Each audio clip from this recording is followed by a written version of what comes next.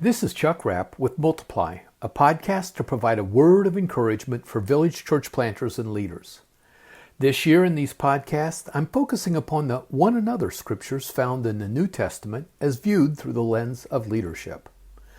Last time we addressed the edification or the building up of one another from Romans 14:19.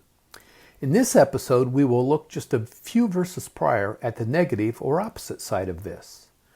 Romans 14 verse 13 says, Therefore, let us stop passing judgment on one another. Instead, make up your mind not to put any stumbling block or obstacle in the way of a brother or sister.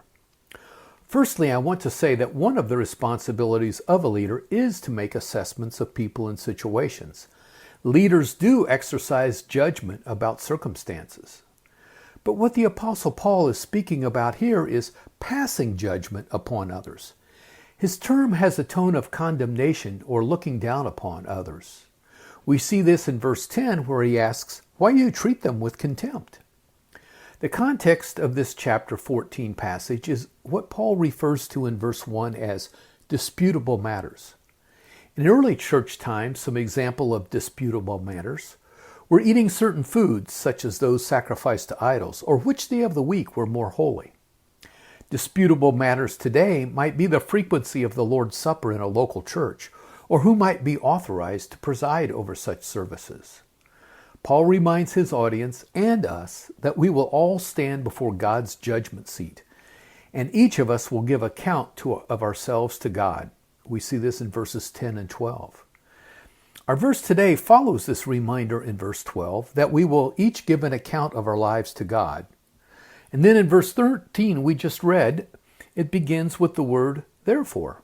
This means as a consequence or as a result of what you just read or heard. He continues with the negative command to stop passing judgment on one another, followed by a positive encouragement to make up your mind not to put any stumbling block or obstacle in the way of a brother or sister. As good and godly leaders, it's our responsibility to provide evaluation or assessment of people and situations. Yet Paul balances this with two stipulations. We are not to pass judgment on others over disputable matters. We need to keep our focus upon the vital and irrefutable essentials of the faith. We are not to look with contempt at those who hold different opinions on disputable matters, and we are to be committed to avoid creating any stumbling block or obstacle to others. Let us edify one another rather than judging them with contempt. This has been a word of encouragement for village church planters.